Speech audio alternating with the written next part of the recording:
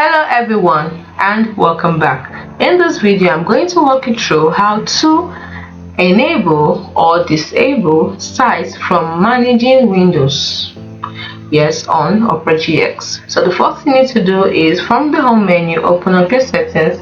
I prefer using the keyboard shortcut that is alternate and P, and once you're here you can scroll down to privacy and security.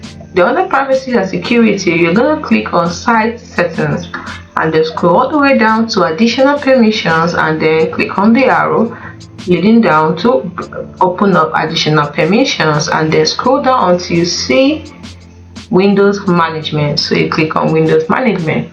Now, sites usually ask for information about your displays so they can open and place Windows intelligently, like showing documents or full screen content side by side.